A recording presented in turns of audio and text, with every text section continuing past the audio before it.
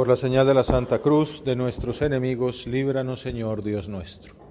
En el nombre del Padre, y del Hijo, y del Espíritu Santo. Amén. Señor mío y Dios mío, creo firmemente que estás aquí, que me ves, que me oyes. Te adoro con profunda reverencia. Te pido perdón de mis pecados y gracia para hacer con fruto este rato de oración. Madre mía Inmaculada, San José, mi Padre y Señor, Ángel de mi guarda, interceded por mí. Venimos meditando algunas escenas de la vida de María.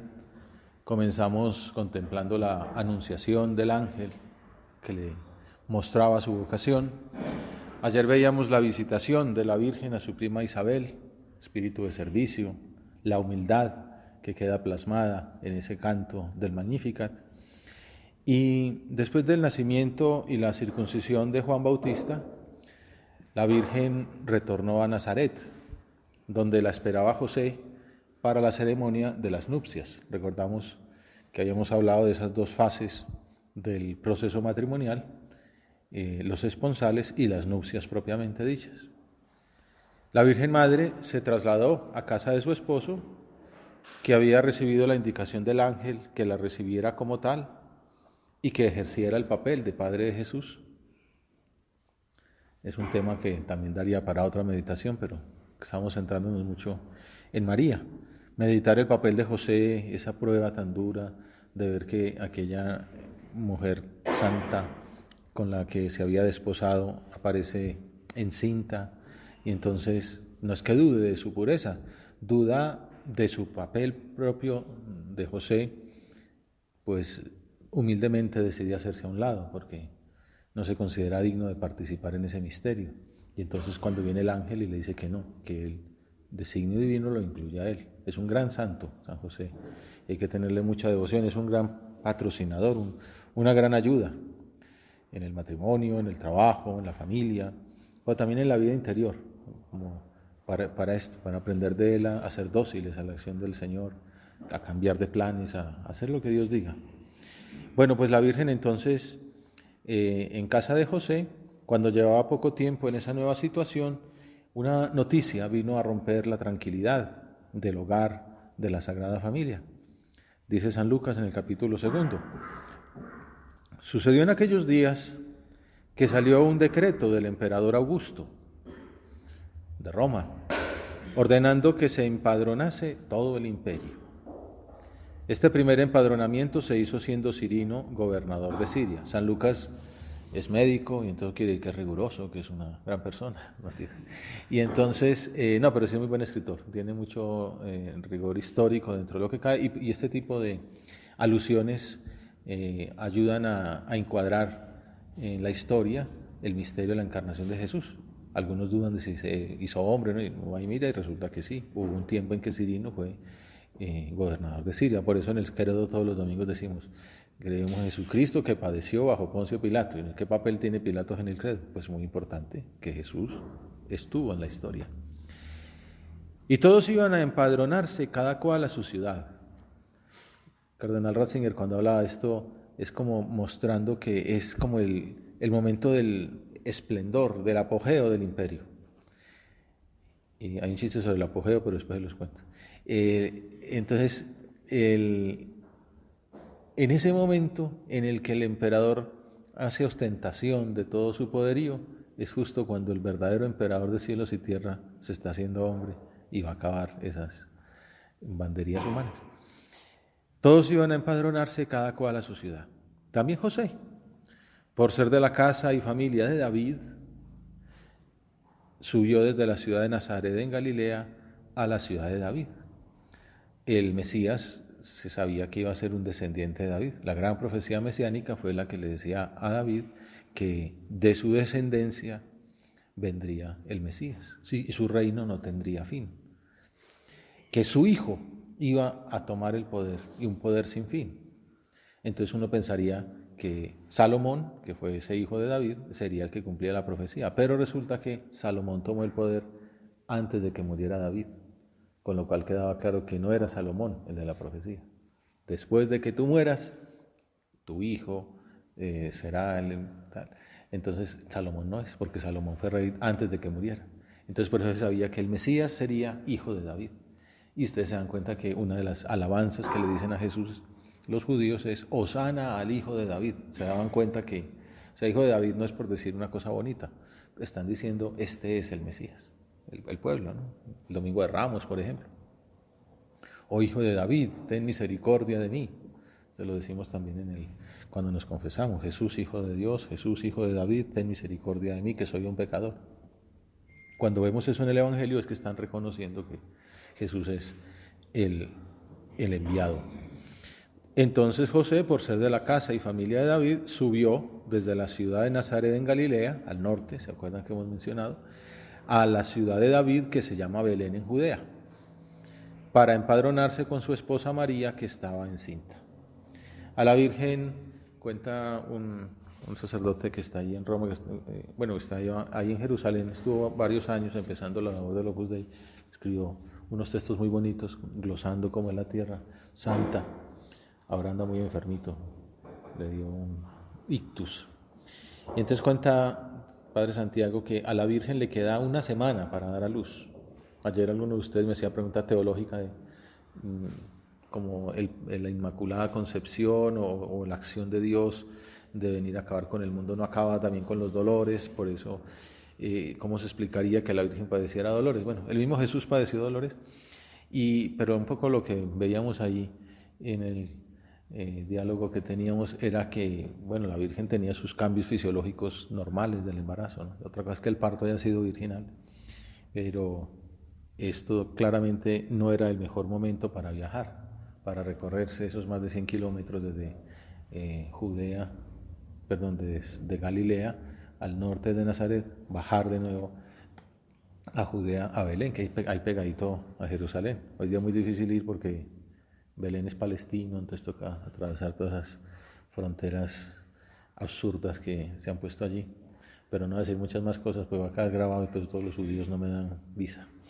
Aquel trayecto suponía cruzar el país de norte a sur, ¿no? Y había entonces 3 posibles caminos para ir desde Nazaret hasta Belén. El más directo era a través de los montes de Samaria, que era un pueblo, ustedes se acuerdan, los samaritanos eran enemigos de los judíos, y entonces no facilitaban nada la hospitalidad, especialmente si veían que se trataba de peregrinos que iban en dirección a Jerusalén. Entonces era como el directo. Uno segundo era por la costa del Mediterráneo. Ese último, el camino de la costa, era llamado la Vía Maris, la vía del mar, una calzada antigua que había sido remozada por los romanos para facilitar que circulasen por ahí personas y carromatos de carga, pero que cruzaba a través de regiones pobladas casi totalmente por gentes de cultura griega o romana. Además, el último tramo transitaba por vaguadas y desfiladeros que podrían ser peligrosos, más con una mujer a punto de dar a luz, y sobre todo a causa de los bandidos que andaban al acecho de los peregrinos. Entonces, ni vía Maris ni a través de Samaria, que era el tercer camino, que era el más oriental, haciendo un pequeño rodeo y bordeando el río Jordán. Tierra Santa en el fondo es arriba Judea, junto al lago de Genesaret o mar de Galilea, el río Jordán que termina en el Mar Muerto. Entonces, bordando ese río Jordán, que es como el que marca toda aquella región y el que da agua a todas esas zonas desérticas, era el que seguía la mayor parte de los galileos que iban a Jerusalén. Eran unos 150 kilómetros que habitualmente se hacían andando o en asno durante unos 5 días. O sea que se imaginan que resultaban unos viajes muy duros, sobre todo debido a la aridez del terreno por el que discurría el sendero. Se viajaba ahí junto a los meandros que bordeaban el río Jordán hasta la desembocadura en el Mar Muerto que les contaba. Seguirían probablemente la orilla izquierda por la Transjordania, de manera que así se ahorraban muchos trámites administrativos porque no se cambiaba de zona. Y era casi 100 kilómetros de descenso por la depresión del Jordán hasta llegar al famoso oasis de Jericó, que se encuentra a más de 300 metros bajo el nivel del mar. Ahí ya estaban a las puertas de Judea y cerca de la ciudad santa. Bueno, pues la ciudad de Belén está a 9 kilómetros al sur de Jerusalén. Como les digo, si eso fuera en línea recta y sin y sin problemas fronterizos, pues se pasaba fácilmente de un lado al otro. En hebreo, Belén significa casa del pan, que no deja de tener su importancia, ¿no? Ese significado tan bonito. Cuando celebramos a Cristo nacido por nosotros, con la Eucaristía, estamos viendo esto, ¿no? Jesús es el pan del cielo, pan bajado del cielo. Algunos textos bíblicos antiguos lo llaman Éfrata, por eso a veces se habla de Belén de Éfrata. Es antigua, fundada por los cananeos en el año 3000 a.C. Hoy día Belén tiene unos 40.000 habitantes, la mitad musulmanes y la otra mitad cristianos, casi todos ellos ortodoxos. Bueno, pues ahí habían pasado muchas cosas. Ahí Raquel dio a luz a Benjamín, el hijo menor de la patriarca Jacob. Por eso a los chiquitos se les dice el Benjamín de la familia. Y allí fue enterrada a su muerte Raquel también. La tribu de Judá se asentó en Belén, y en Belén entonces, como les decía, nació el rey David, el hijo de Jesé. También hay una historia bonita, la de Booz, Ruth y Noemí, que no les puedo contar ahora que no me acaba el tiempo, que está escrita en el libro de Ruth, que tuvo lugar en Belén. Pero bueno, si tienen curiosidad, busquen el libro de Ruth, que es una verdadera telenovela. Pues bueno, todo eso pasó en Belén. O sea, así como hemos dicho que Nazaret no era conocida en la Biblia, Ain Karim tampoco, Belén en cambio sí estaba como preparada para ser el sitio pues más importante en la historia de la humanidad, quizá podríamos decirlo así, sin subterfugios. Bueno, pues entonces llegan allí María y José, así como José no lo acompañó a Ain Karim, sino que se quedó en Jerusalén y le mandó en una peregrinación, en este caso sí ya son familia, están pues José precisamente cumpliendo su papel de cuidar el más preciado tesoro que había, que era la Virgen con el Hijo de Dios en su vientre, y entonces van a buscar posada. En México hay una tradición que son las posadas, son los villancicos, que es la mitad del grupo canta como María y José pidiendo posada y la otra mitad le responden, aquí no hay posada y tal, y así. No les voy a cantar ahora porque no, puede haber malos entendidos. Bueno, la posada o can de aquellos tiempos era muy elemental, era un terreno llano cuadrangular, algo así como esto, protegido por un alto muro de piedras toscas, sin labrar, que disponía de una sola puerta de entrada. Es un poco, uno se imagina esos albergues de jóvenes por ahí que hay en Europa, o así, vaya y uno lo que necesita es un sitio para dormir, y entonces no está esperando por unos 5 estrellas. Pero era un poco hacinado, ¿no? Hagan cuenta de este salón lleno de gente tirada en el suelo. Cuando dice el Evangelio que no había lugar para ellos en la posada, en el mesón, no es que no hubiera, es decir, pues se van a haber tirado ahí, ¿no? Pero para ellos, para una mujer en embarazo, bueno, no en embarazo, a punto de dar a luz, pues no la van a poner en la mitad de un salón donde vengan 4 personas, ¿no? Entonces pues era lógico que no podían, no cabían, ¿no? ¿Qué es esa pobreza y esa humillación de Jesús que no encuentra un lugar donde nacer? El creador de todas las estrellas y de todos de todo el universo, no tiene donde nacer. En el centro del patio interior, donde se colocaban los animales, normalmente había una cisterna y a lo largo de uno o más lados del muro, una especie de techitos debajo de las cuales se ponían algunas instancias. Imagínense que aquí al lado hubiera unos techitos y entonces por afuera se dejaban unos pequeños lugares con cierta intimidad reservadas a los que tenían más plata para pagar. Los demás estaban, como les decía, en el pórtico común. Y entonces allí, en medio de esa particular mezcolanza de hombres y de bestias, con un hedor insufrible, los viajeros pernoctaban, compartiendo ese lugar sin ninguna intimidad.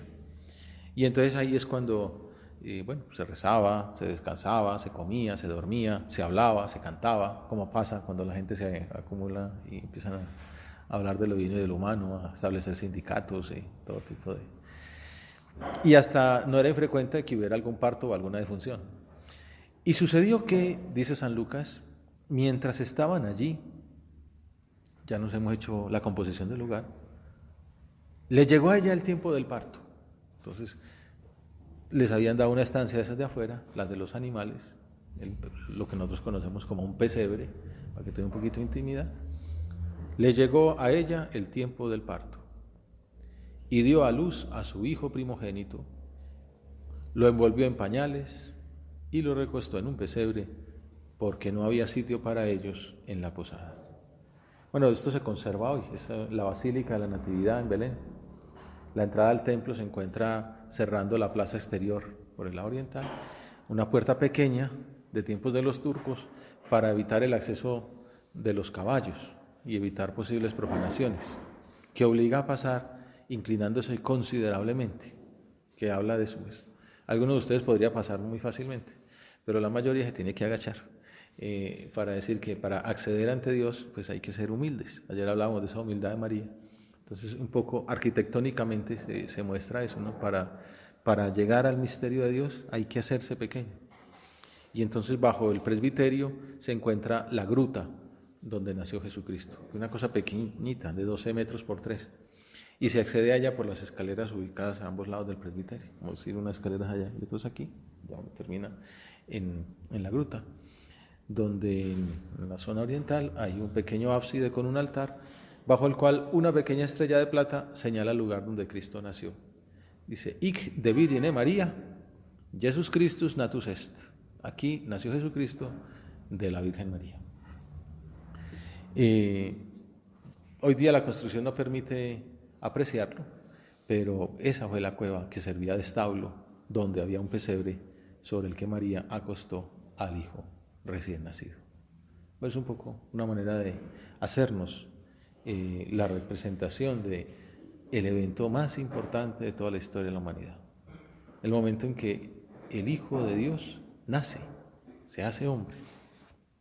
San José María decía, he procurado siempre, al hablar delante del pesebre, mirar a Cristo, Señor nuestro, de esta manera,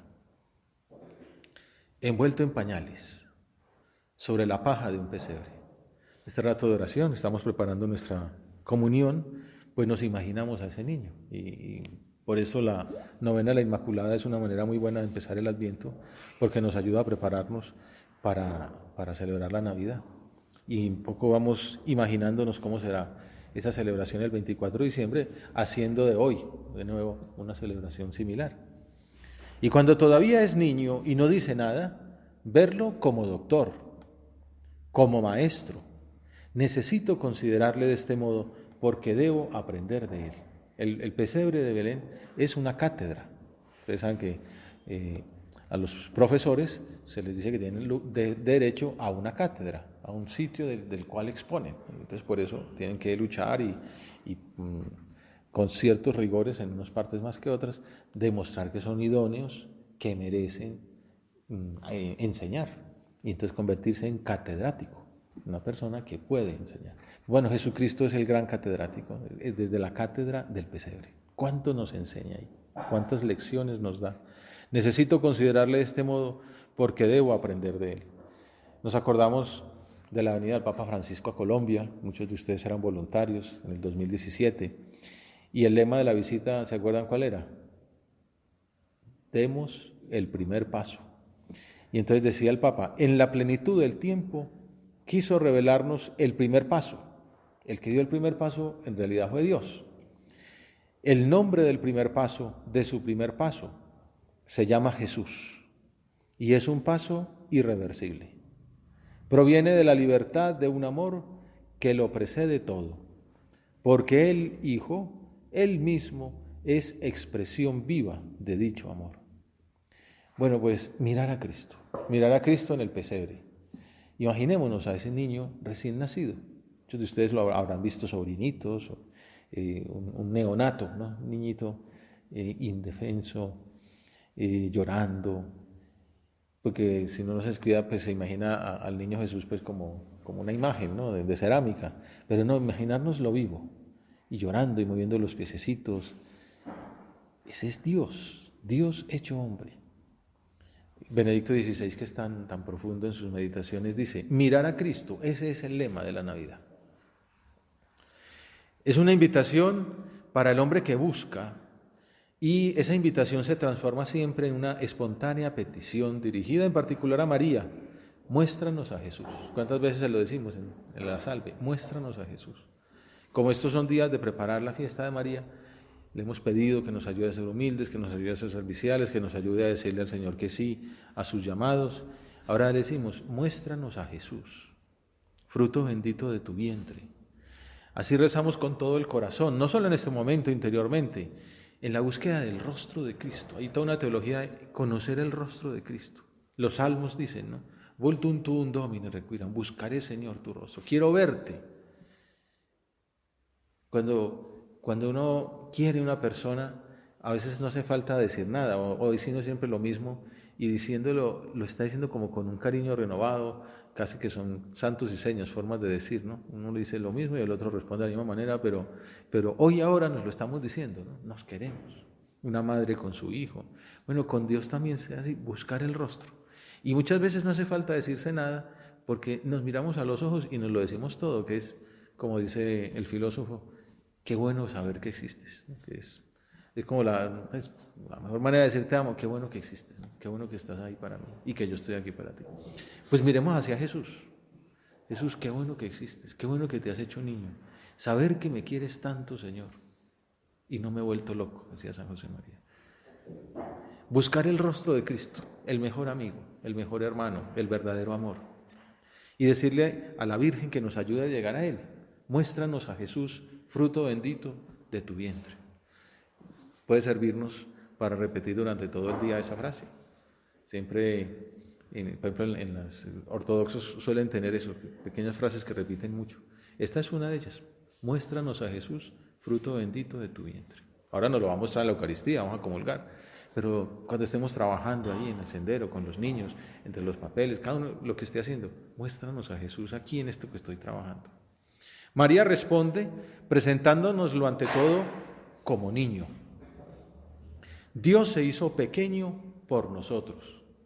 Orígenes tiene una frase muy bonita que es, la palabra se abrevió, como de Apocopós, ¿no? La palabra se hizo un niño, el verbo eterno, el creador del cielo y la tierra, se hizo un niñito, ¿no? De 3 kilos. Muéstranos a Jesús, fruto bendito de tu vientre. Dios se hizo pequeño por nosotros. Dios no viene con una fuerza exterior, sino que viene con la impotencia de su amor. Es que uno se imagina una aparición de Dios en el Antiguo Testamento, decían, he visto a Dios y va a morir. O rayos, centellas, temblores, fuegos. Pero no, el niño, un niño pequeño, indefenso, que llora. Dios se hizo pequeño, viene sin fuerzas exteriores, con la impotencia de su amor. ¿Qué es lo que constituye su fuerza? La humildad de San José María sobre la Navidad se llama el triunfo de Cristo en la humildad. Ayer hablamos de la humildad de María, que ¿en qué consistía? En haber descubierto el corazón de Jesús, el corazón de Dios. Entonces lo imita y por eso sale y le sirve a su prima y nos muestra, ese es el camino de la humildad. Pero del que hay que aprenderlo sobre todo es de Jesús, de Dios, que se hace hombre, se hace pequeño. Su fuerza es la impotencia de su amor. Se pone en nuestras manos, pide nuestro amor. Dame, hijo mío, tu corazón, dice el Antiguo Testamento, dame tu corazón. A la Virgen le decía, déjame entrar en ti, déjame ser fruto bendito de tu vientre. Tú verás, ¿no? Y ella responde, hágase en mí según tu palabra. Ahora nos dice, déjame entrar en ti, dame tu corazón, pide nuestro amor, dame, hijo mío, tu corazón. Nos lo estás pidiendo hoy, Señor, a cada uno.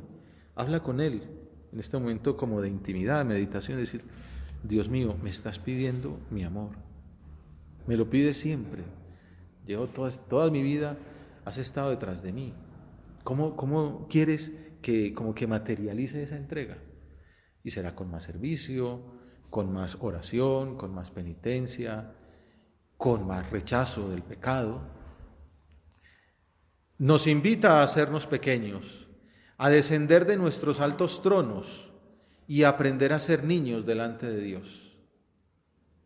Como que salgamos de todas esas ataduras de nuestro ego, de nuestro prestigio, de nuestra actitud impositiva, es decir, Hazte niño, acuérdate cuando eras niño. Por eso la Navidad es el tiempo de los niños.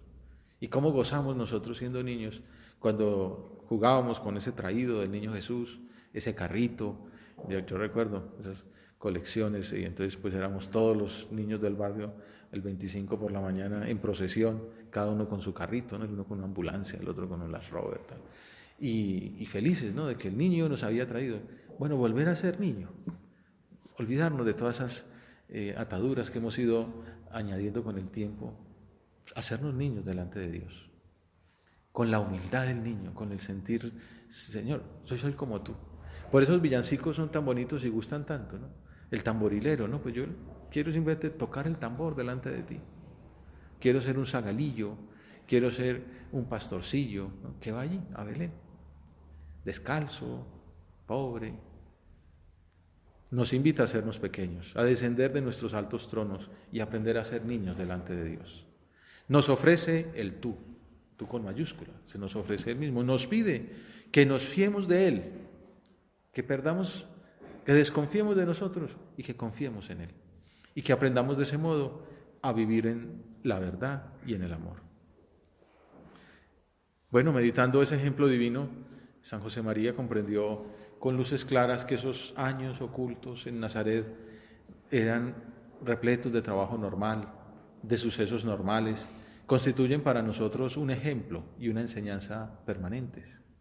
Nos muestra el inmenso valor de una vida sencilla, ordinaria, animada, eso sí, por el deseo de cumplir la voluntad de Dios, de servir a los demás. San Agustín escribió: si me preguntáis qué es lo más esencial en la religión y en la disciplina de Jesucristo, os responderé: lo primero es la humildad. Lo segundo, la humildad. Y lo tercero, la humildad. Y eso es así porque la humildad es la morada de la caridad. La caridad habita en la humildad.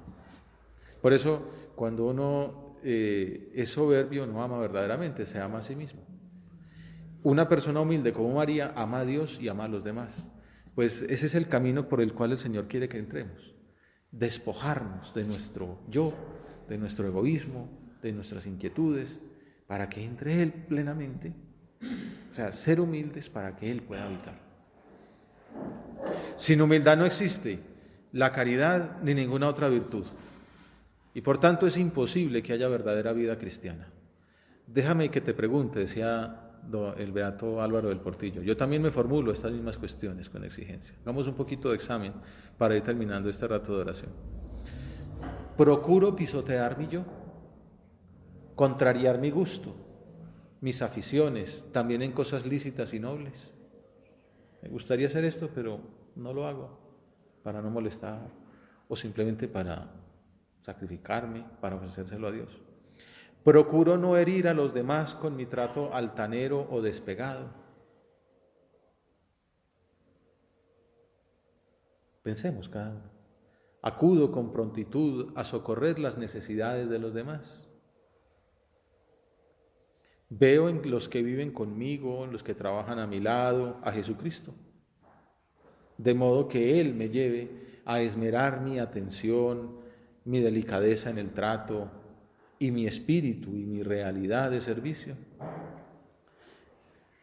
Lucho contra mi mal genio, incluso contra una justificada reacción en mi trato con los demás. Bueno, preguntas que podemos hacernos para sacar propósitos de mejora y de hacer vida nuestra la humildad de Jesús en este día que el Señor nos entrega. ¿Se acuerdan que les estaba comentando esa consideración que hacía San José María de los misterios del Rosario de acuerdo con la humildad? Bueno, ahora miramos cómo veía en este tercer misterio, el nacimiento del Hijo de Dios, la humildad de nuestro Dios, que no se conforma con asumir nuestra pobre naturaleza, sino que además empieza su vida mostrando que tiene necesidad de que nosotros lo atendamos, de que nosotros lo queramos, de que nosotros lo cuidemos. Esa persona que nos está pidiendo algo, ese niño que pide que le escuchemos, que nos quiere contar su historia, aunque ya la conozcamos, ese anciano que está necesitado, aquel muchacho que cuida el carro y que es un desplazado, que trabaja a los 14 años, que tiene que llevar a su familia de comer porque no viven de nada. Le hemos sonreído, sabemos su nombre, le hemos dado algo. Ese es Jesús, ¿no? Ese es Jesús que está preguntando por nosotros. Empieza su vida mostrando que tiene necesidad de que nosotros lo atendamos, de que nosotros lo queramos, de que nosotros lo cuidemos. Concluyamos entonces. Aprenderemos de esta Navidad a no alejarnos del camino que el Señor nos marca en Belén, que es el de la humildad verdadera. En Belén nuestro Creador carece de todo, tanta es su humildad. La mayor parte de nuestra labor espiritual es rebajar nuestro yo para que el Señor añada con su gracia lo que desee. Te doy gracias, Dios mío, por los buenos propósitos, afectos e inspiraciones que me has comunicado en esta meditación. Te pido ayuda para ponerlos por obra. Madre mía Inmaculada, San José, mi Padre y Señor, Ángel de mi guarda, interceded por mí.